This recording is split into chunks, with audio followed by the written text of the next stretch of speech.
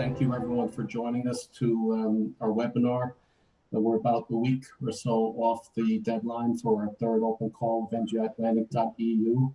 And so we would like to go through with you, and our agenda is a welcome from our project officer, Jorge Gassos from DG Connect, the NGI unit. And then Christina will present the details of the open call and topic overview.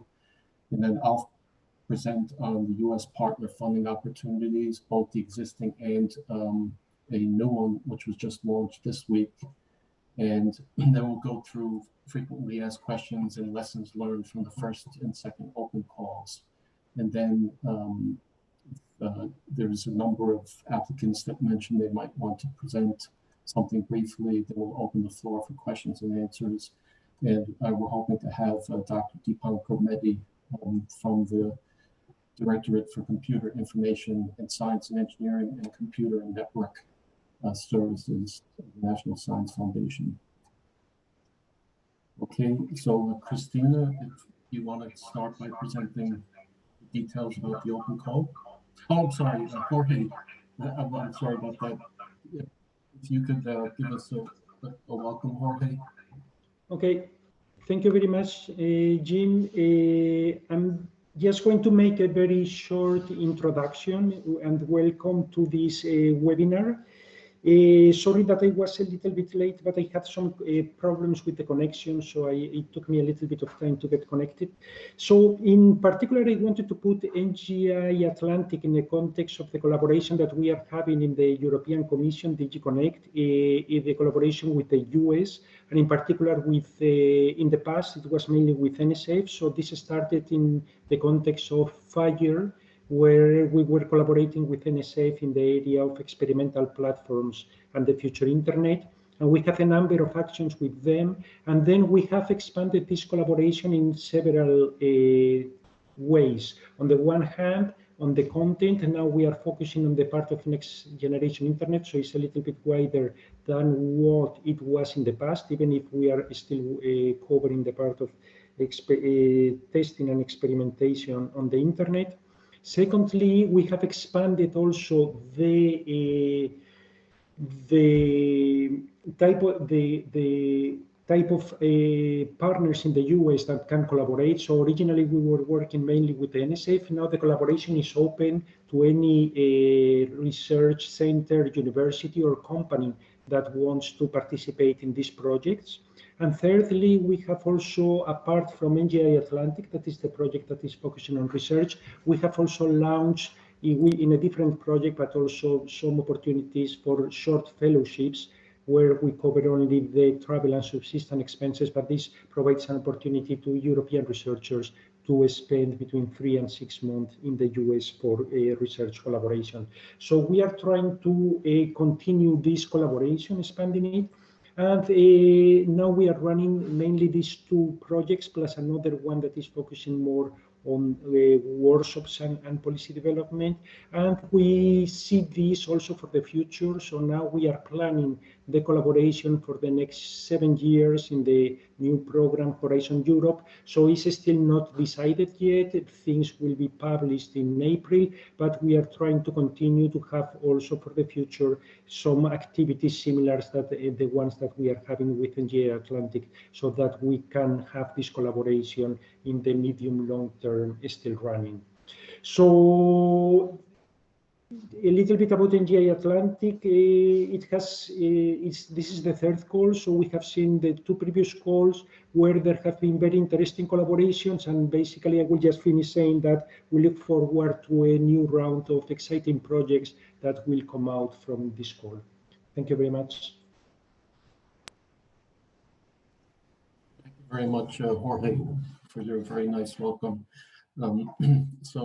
Next, Christina will present some details about the third open call in particular. Yes, thank you, Jim, and thank you, Jorge, for the nice introduction. So you might already be aware of the fact that NGI Atlantic has 5 open calls in total for a total of 2.8 million euros budget for EU participants. So project started in January 2020 through June 2022. And 2 out of the 5 calls have already been completed. Usually the applicants are the applications are evaluated by a team of external pool of evaluators, which is also selected through an additional open call specific for evaluators. Project funding ranges from 50,000 to 150,000 according to the type of project. We fund both short-term projects up to 3 months and long-term projects. Jimmy, if you want to go to the next slide. Yeah. So we have introduced a news compared to the previous 2 call topics, in the sense that this time there are 2 categories of topics for the call. We have a category A for more mature and established experimental platform on both sides of the Atlantic for the interconnection. So this is, as I said, for more established platforms. And then category B, we found experiments in NGI priority topics where the results are already available for the experimentation on EU and US platforms. If you need information about the types of platforms, there is no specific restrictions, but we do have some information also on the website about some of the platforms, some examples of the platforms that you might use for your experiments. Moreover, we have added 2 additional priority topics.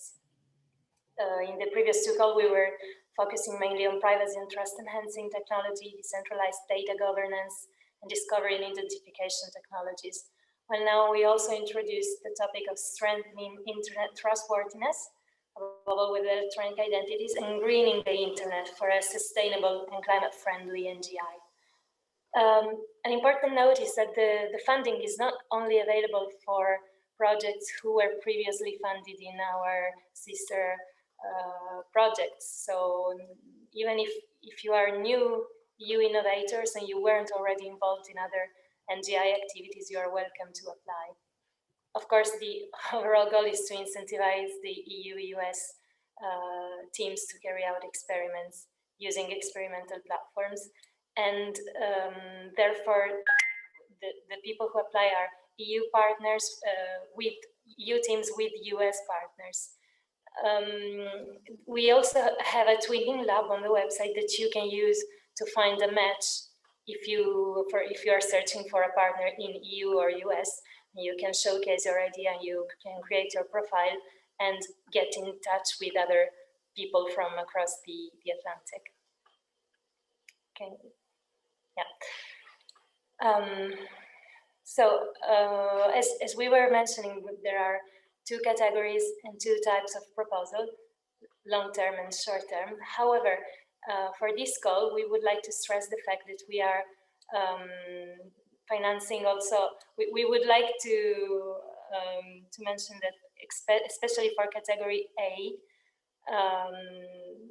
we would like to take into account that the short-term proposals are more suitable, let's say, for this category, as these are dedicated to experimental platforms with already established projects. Maybe, Jim, if you want to add a few words about it, I will let you. Yes, so the idea that we have is that in order to increase the amount of funding for as many stakeholders as possible, in this particular call, we are emphasizing quite a bit more on the short-term funded projects. So, for example, in category A, where you have mature platforms for that would want to interconnect with one another, we would be indicating or emphasizing shorter-term projects for those. And then we'll go through in the next slide some more details about what we're indicating for each of the categories in terms of the length and the funding of the projects. again, to increase the number of stakeholders that can benefit from our funding. Thank you, Jim. So I think we can go to the next slide.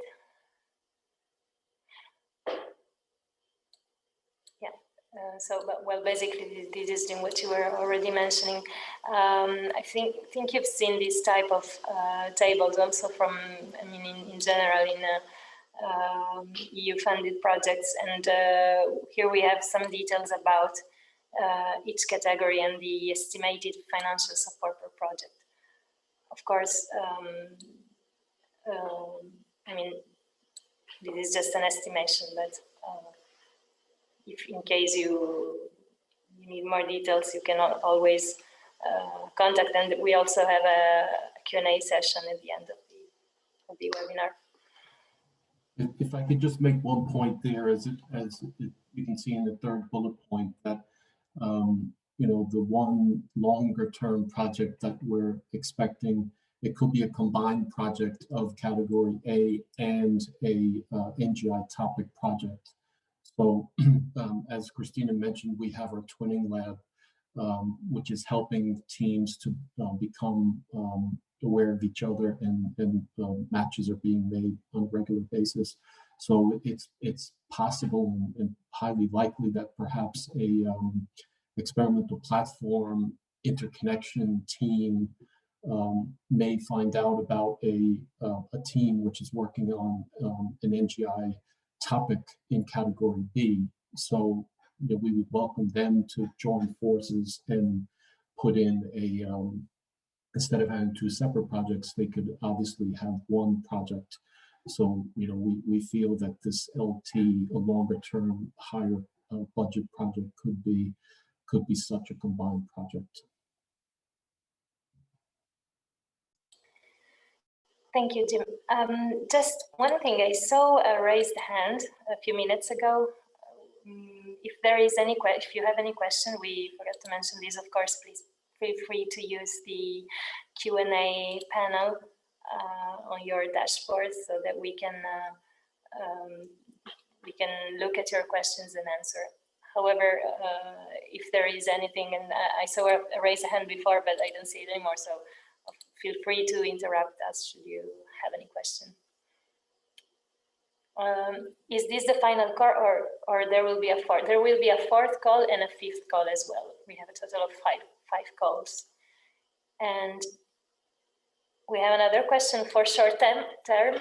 Jim, is it possible also to have combined A and B categories?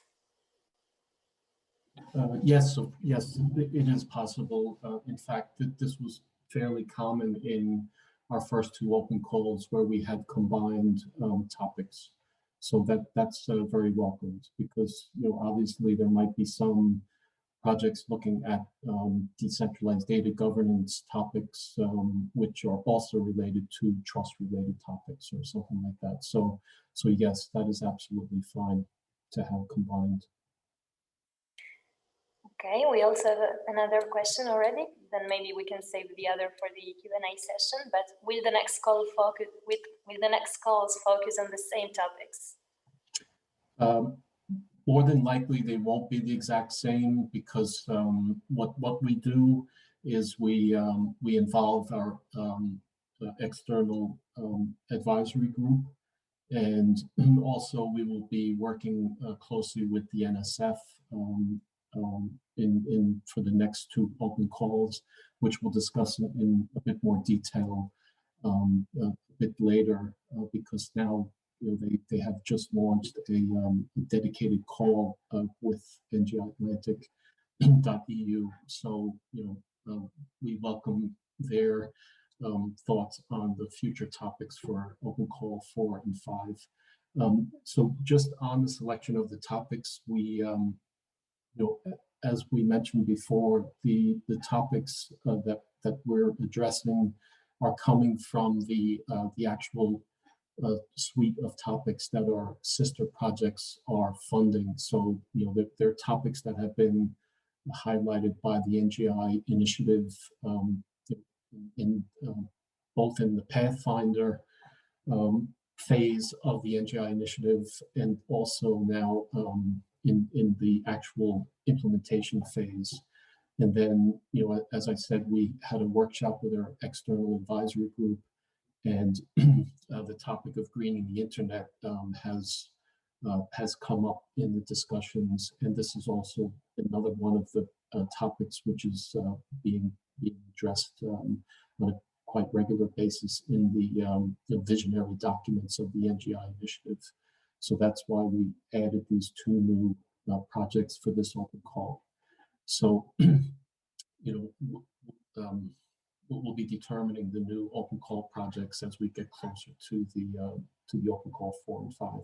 We'll give those dates later on in the presentation for those next open calls.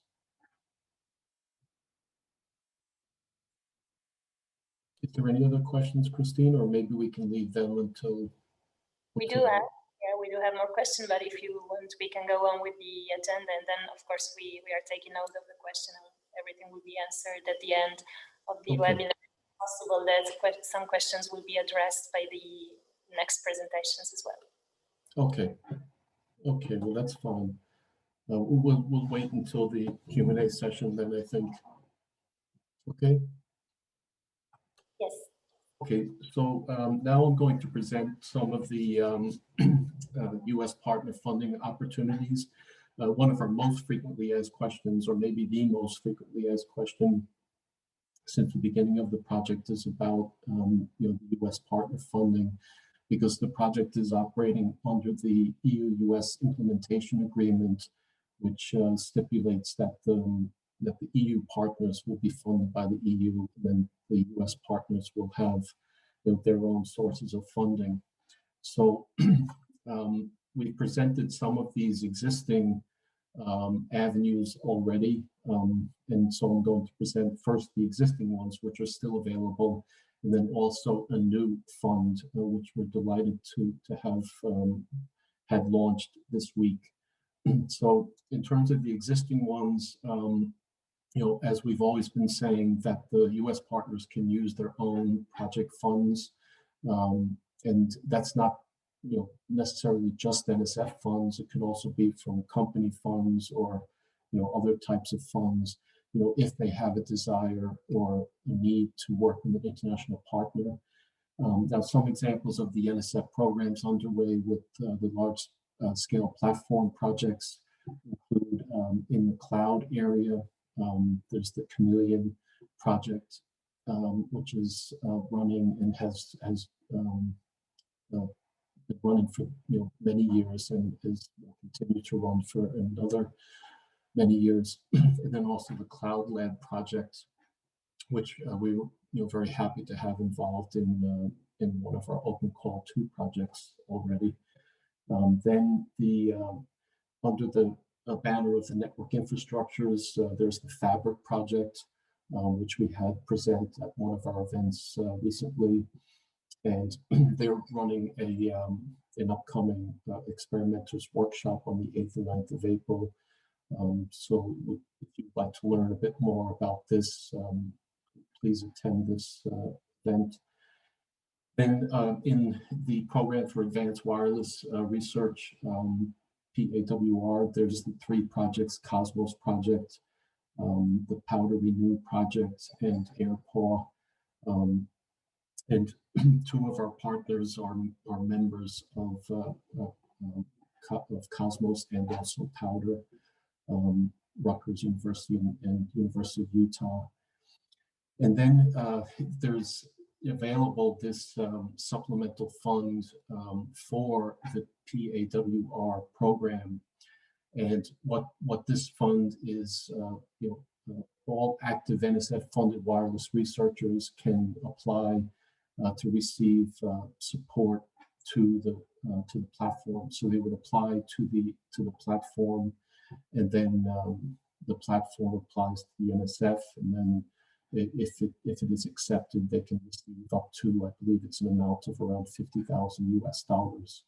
So while it's not specifically designated for international connections, there is scope to utilize this fund for partnering with an EU partner. So you may be doing experiments with a US partner, who is in receipt of an NSF-funded project, and they in turn could then apply to one of these platforms. So let's say you want to do your experiments on a city scale smart city environment. You could apply to Cosmos, which is a city scale environment in the New York City area, and you would have potential to get funding for your US partner that way. Then there's also the former US-EU Internet Core and Edge Technologies program, the ICT program, which was set up in around 2018. And that was specifically for US and EU collaboration. And it's our understanding that many of these research collaboration projects, so that the longer 3-year duration projects, may be finishing up around this particular time, but we also understand that some may still have some funds remaining and could be looking for EU partners. So if you want more information about this, you can check the Twinning Lab, or you can come back to us, and our US partners, Rutgers and the University of Utah, are very knowledgeable on the ICT program, and they can steer you in the right direction. Then a more recent International Research and Education Network Connections, IRNC, has just launched a large number of projects with a specific purpose for international connectivity or collaboration. And so these projects are listed at these websites here. And you'll find there's a number of those which are specifically connected to some of the platforms I had on the previous slide, such as Cosmos. They have a project called Cosmic, which is looking at collaborations with EU, Brazil, and other countries. So there's possibility of using some of those funds. Likewise, Fabric has a number of projects called FAB, F-A-B, which again are looking at establishing some international connections. So some of these could be used, obviously, with EU partners. And again, these are listed in the Twinning Lab. Then we're delighted to announce that this week, the National Science Foundation has launched a Dear Colleague letter, or DCL, for existing grant holders. And this is a new supplemental fund for existing grantees who would like to team up with NGIatlantic.eu partners in the applications. So it's just some of the details. It's open to active NSF-funded researchers within NSF's Computer and Network Systems Core and in the trustworthy cyberspace programs. The funding that's available for the NSF grantee is up to $100,000 US, or 20% of the original grant.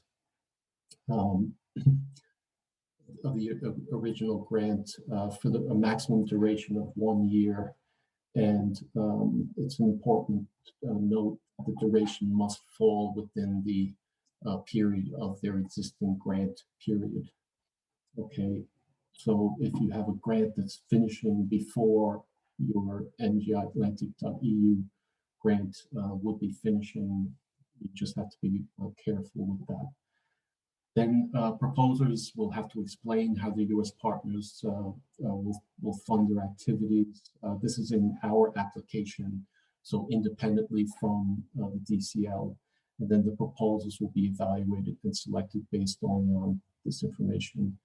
And then the US partners have to commit to their work, even if they finally do not receive their funding through the DLC. And then all supplemental funding requests are subject to the NSF's merit review process, and I'll give you some more details in a moment on this. And then just another important note from the perspective of NGIatlantic.eu, for transparency's sake, there'll be no difference will be done in the evaluation process between the proposals. with the NSF funded partners and the others. And so thus all proposals will have equal opportunities and will be selected based exclusively on their merits. The deadline for the submission of the supplemental funding request for consideration is within a week of any NGI Atlantic open call deadline. So for this open call, it must be submitted to the NSF by the 5th of March, 2021. Now, this might sound very soon, but if you see what is actually required here, I'm sure that the US partners are very familiar with this kind of fund. So there's 4 things, basically: the summary of the active research award that they currently have, including the original research vision, goals, activities, and accomplishments, spanning intellectual merit and broader impacts, and how this award is related to the proposed work for the NGIatlantic.eu Open call. So this is about a page in length, according to the DCL guidelines. The project description that was submitted to the NGI Atlantic Open call, in the platform itself where your application will be, you can click on the PDF version of the application, and it's our understanding, but we can just confirm this with Dr. Mehdi. He's on the call now, whether we can use whether the partner can just use this this form, because this will also include a bio sketch of the EU partner. And then in addition to that, the justification of the need for the supplemental funds request is it has to be included as well. Okay, so the details about the Dear Colleague letter can be found at this website, and it has further information and also the NSF contact points, including Dr. Mehdi, who's on the call with us today, and he'll be able to answer some more questions on this, or maybe provide a bit more detail. Okay. So perhaps before I move on to the next step, Deep, would you like to say anything in addition to what I presented now?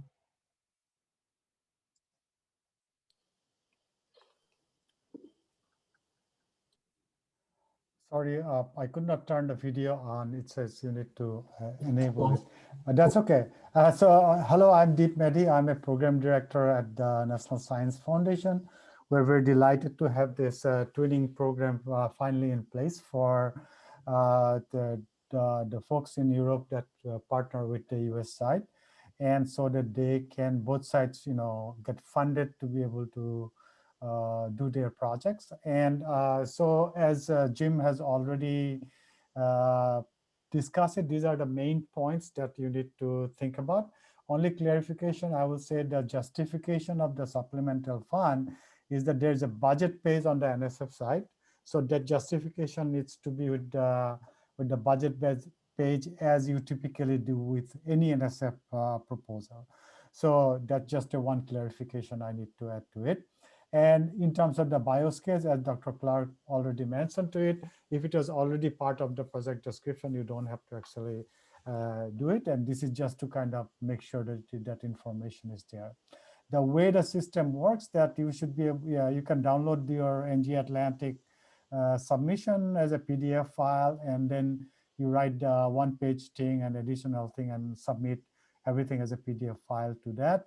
Obviously, the budget page you have to do slightly differently, but that you are familiar with if you have already received an NSF award. So anyway, overall, we're very excited about it and with this program.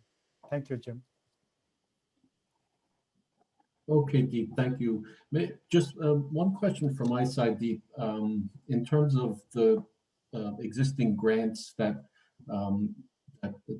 some of the applicants might have, now my understanding is that it's open to any grant holder from any of the 2 directorates that were mentioned in the DCL. So I presume that would include all of the NSF Cloud, the wired, and the wireless research programs. Is that correct? Yeah, that's correct, because what we say, we call it CNS program, and CNS is the Computer and Network System Division, where I am the program director. That's one part. And we also partnered with what is called the SATC program, stands for Secure and Cyber Trustworthy Program. And that's partly because as you can see on the NGIatlantic side of the announcement, you have things related to privacy and trust and self-governance. That's typically we don't do it under the core program. And so this allows those researchers who want to collaborate on our side to take advantage of that. Okay, that's great.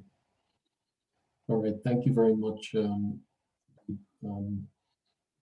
Can you see, Christina, because I'm sharing my screen, I have trouble seeing any questions in relation to this that perhaps people have raised. No, we do have 3 questions in general. One is if the UK-based organization are eligible to submit for funding. If yes, the call form does not include the UK as a location. But yes, the UK organizations are eligible for funding. Correct me if I'm wrong, Jim. No, that's correct. Yeah, and that includes Open Call 4 and Open Call 5. It's for the lifetime of any H2020 Open Call projects. So it's post Brexit as well. So that's fine. So we'll look at the form in case there is any mistake now, because it shouldn't be like that. But thank you for letting us know. From the FAQ, applications to the open call can be made by both private and public organizations, not individual researchers. So Joaquin he's doing a PhD with a university, but self-funded. Is this an individual researcher? Is this what we consider an individual researcher?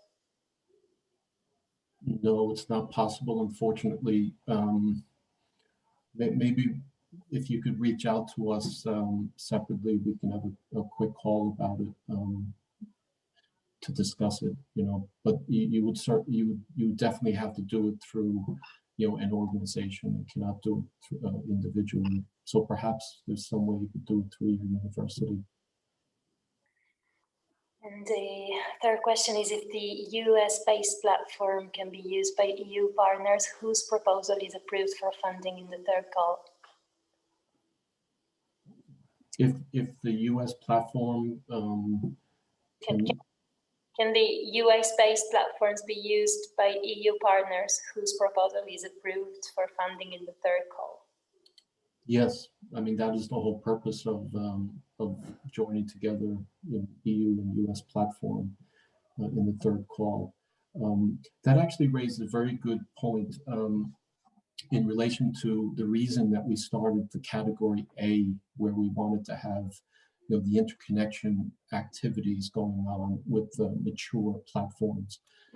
What's written on the Open Call site in sort of the detailed part is that we would expect or have an expectation that if you're successful in this interconnection part, that you could make yourself available for future open calls, for joining together with with other applicants who are looking to to get onto your platform, let's say, and run experiments on your platforms. And that would enable those that were funded to interconnect, let's say, to also be a part of a future open call project, and get some funding for that. Obviously, they wouldn't need too much funding because they've already received the funding for the interconnection, but it would enable this sort of a follow-up activity, which is something that we're trying to do with NGIatlantic.eu, to have not just have one-off projects, but have projects that run post the life of that keep running post the life, the relatively short lifetime of their projects. Jim, if I can add something to this, is that yes, you can obviously use the US-based platform, but it's also extremely important that you work and put together a joint proposal. And that's also why the new dear colleague letter we created, so that it is not, where first they are not aware of it. Second thing is that they do not have funding to provide the support you need for your project that you want to run it from the EU side. And this way, both sides are funded, and they can actually put the projects together, work on the project together. Yes, very good point. And in the dear colleague letter, it's very clear. It says, please contact the NSF coordinators, which include Deep Medi, if you have any questions about the program. Okay. Is there any other questions now, or should I move on to the next part? Nope, not for now. Okay. Okay, so in this part, I'm just going to cover in a few minutes. There's something like 20 slides, but you can read these afterwards. But I just wanted to cover some of the most frequently asked questions and some of the lessons learned, and some changes, some subtle changes, as well as some sort of larger scale changes that we've made. So as already presented earlier, we decided to take a more multi-stream approach for attracting the EU US experimental platforms to get more involved, to interconnect with each other, and then be available for future open calls as well.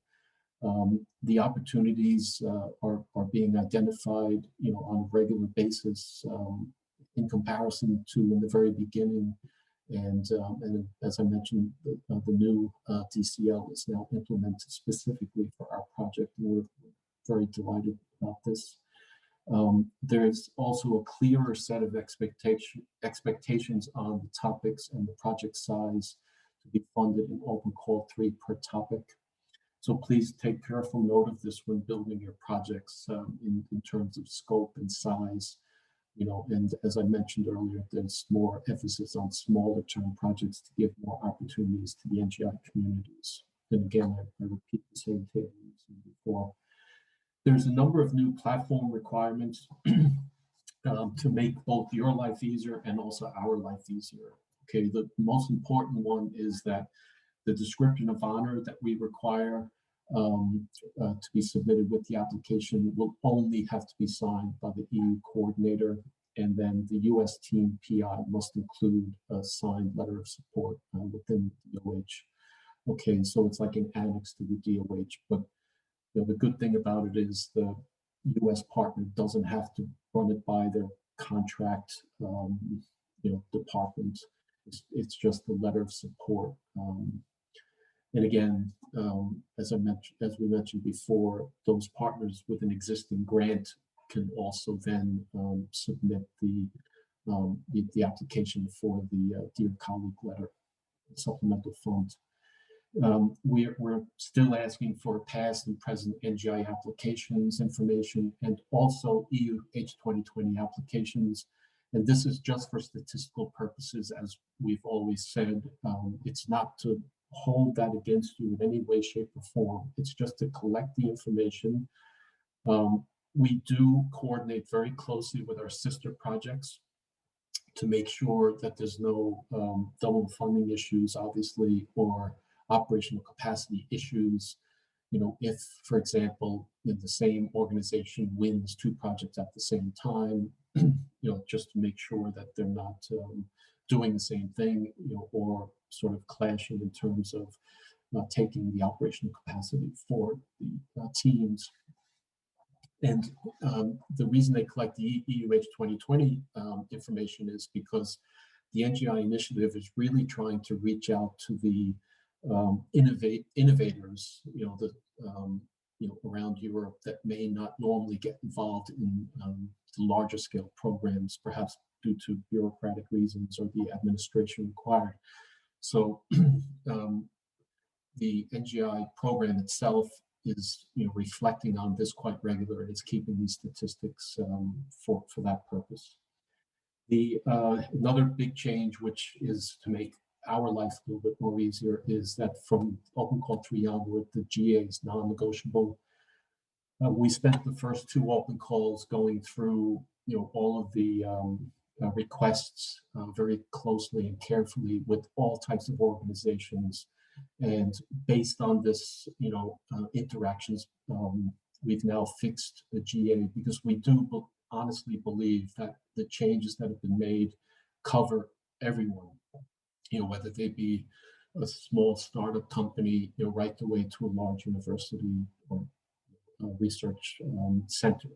So all of the relevant documents can be found in the supporting documents link at the bottom of the third open call site here.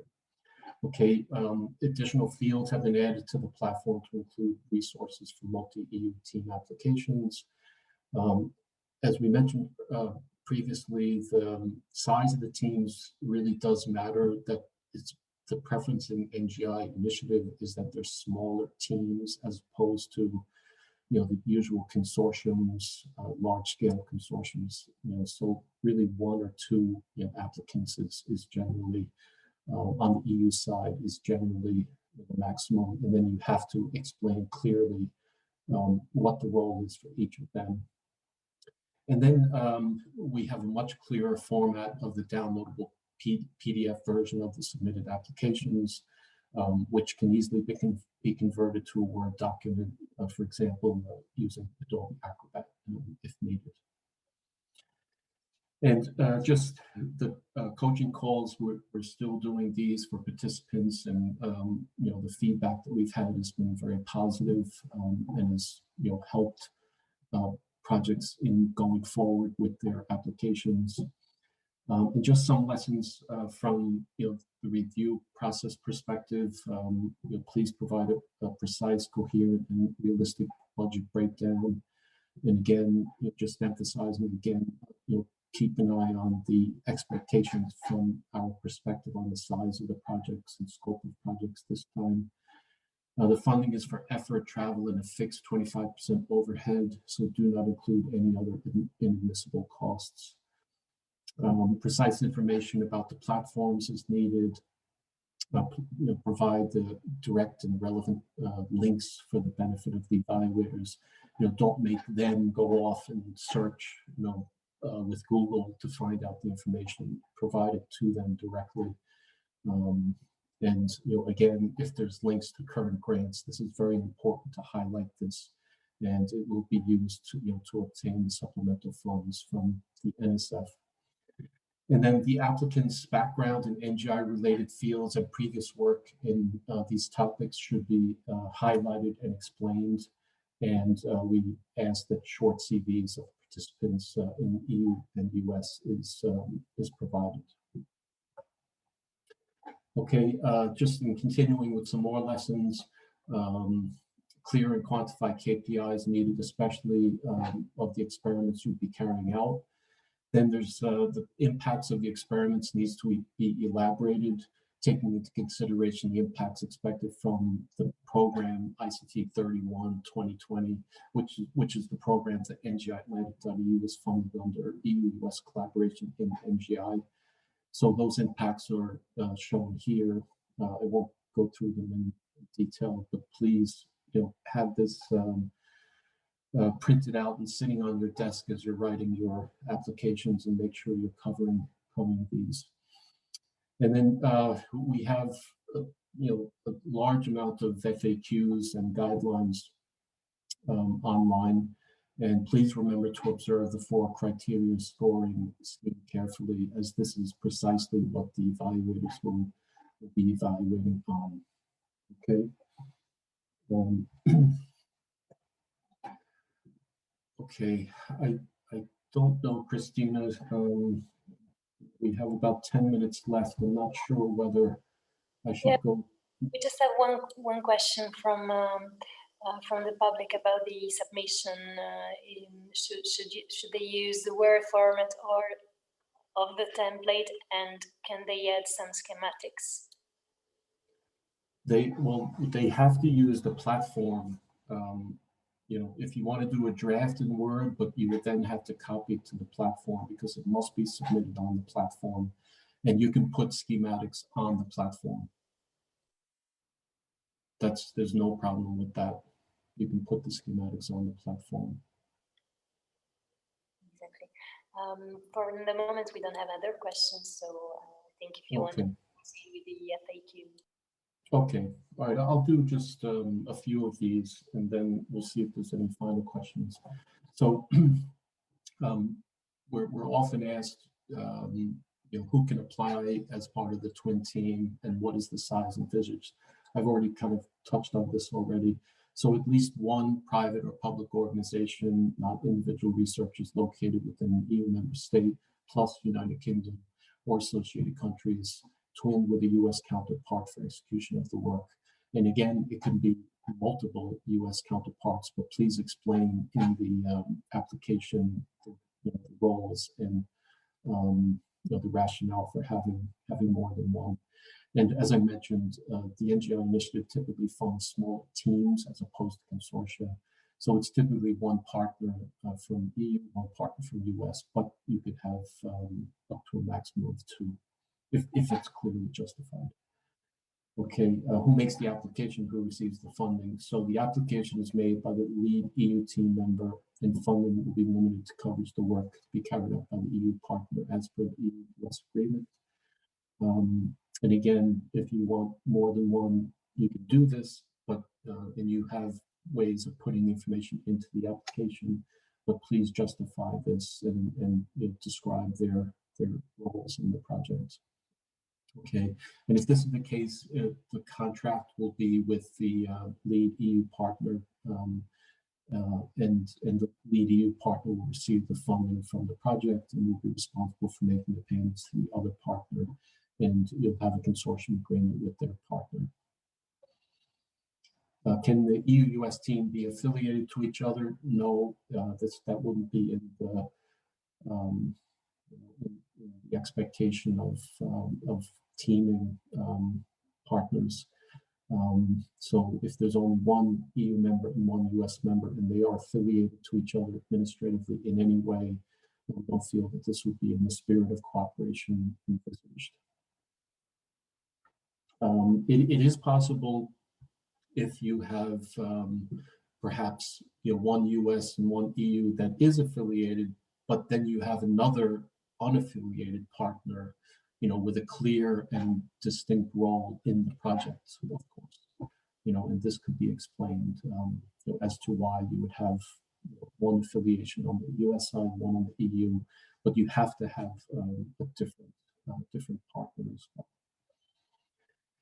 And then in more recent times, obviously, can you elaborate on the types of travel? Okay, so in normal times, we have been recommending for the longer term projects to have at least 3 travels, one for kickoff, one at the midterm prototype, and then a final experiments.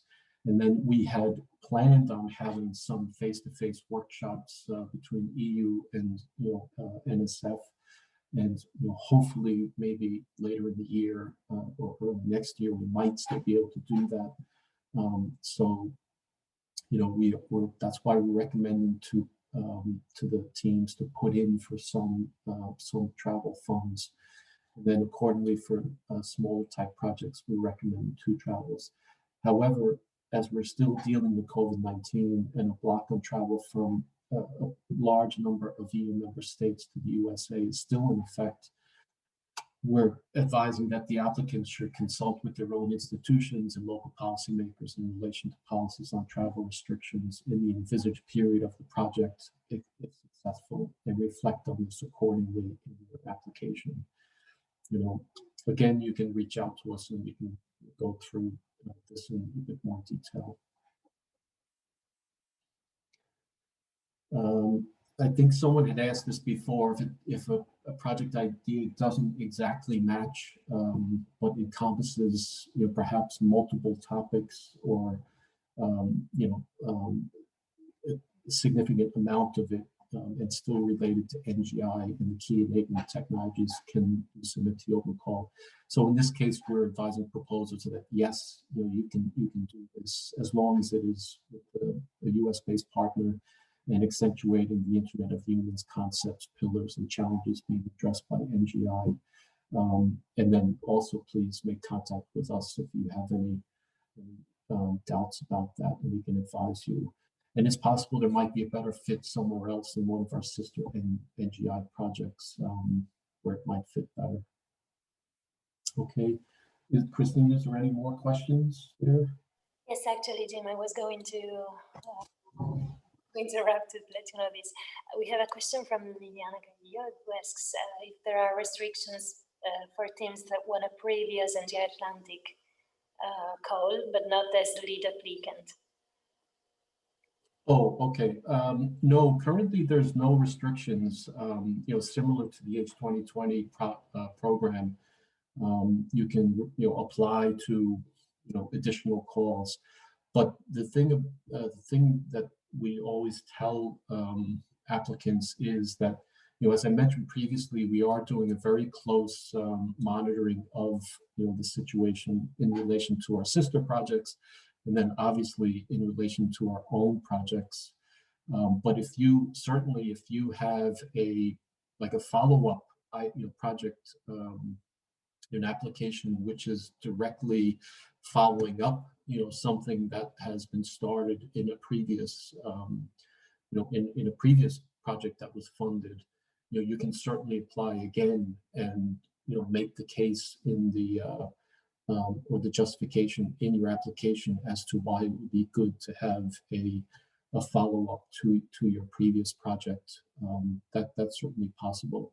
In fact, I mentioned it earlier that a team that has formed for category A, the interconnection of experimental platforms, it's almost expected that they would participate in future open calls because they, their interconnection can be made or put to use in a future open call.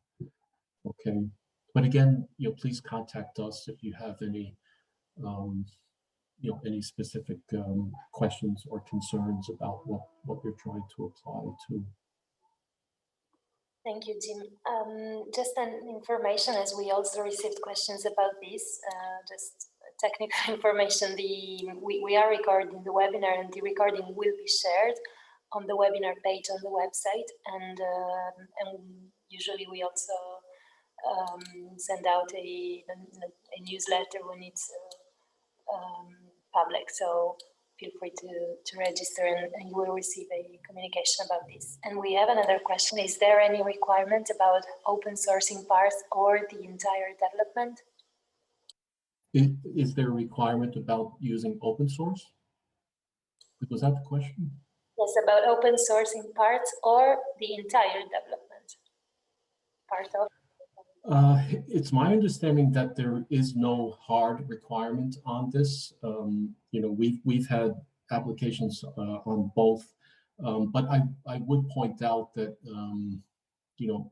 many of the NGI initiatives, projects have been going in the direction of open source. But certainly we're not. This is not a hard requirement that we have at the moment for our applications. And we've had some combinations of both as well. We've had some instances where proposals have included both some legacy plus some open source. Thanks a lot. We don't have any other question, and it's 5, so I think. Okay. All right. Yeah. So there were many slides left there, so you'll have access to that presentation, and then also on the website we have the FAQ, which we update very regularly. Whenever we get new questions, we update it. So the site is here, and then just a reminder of our next calls. So the 4th open call is scheduled from May 3rd to 2021. to June 30th of 2021. Now, we put a footnote here that there might be a slight change in these dates due to operational reasons. We just need to discuss with the National Science Foundation about this, because there's evidently a blackout period that we need to watch out for in terms of the supplemental fund. And also, we'd like to arrange to have a workshop between the EU side and the US side about the open call topics for call 4. So we'll schedule that, well in advance. And then the open call 5 we have scheduled for September 1st to the 29th of October 2021. And then we also could potentially have a reserve call following that, if there's still funds left over. Okay. So with that, did I see another question, Christina, or was I just? No, there was Ruben informing about the webinar recording in the chat. So no. Oh, okay. Yes, but there's also a question in the Q&A. Okay, sorry, you didn't come. Yes, from Fabian Torres. If there is any template for the supporting letter of the EU US partners. Yes, there is, Fabian. It's if you go to the bottom of the Open Call 3 page, you'll see supporting documents. And then if you download the DOH and supporting letter, it's actually appearing there as an annex to the DOH. So, you don't have to change the text at all. It's all there written for you, for the US partner, I should say. Okay. All right. Well, thank you, everybody. And on behalf of all of my colleagues, Christina, Ruben, Sarah, Patricia, and my other partners, Euroscom, Trust IT, Rutgers University, and University of Utah. And also many thanks to Deep Medi from NSF and to Jorge Gassos for attending today with us. Really appreciate it. So thank you, everybody, and have a great evening. And let us know if you have any additional questions. Yeah, I've seen one more question, but we can maybe address it offline if it's late, or it's just if it's recommended to address multiple topics. It just came through. Is it recommended to? Address multiple topics.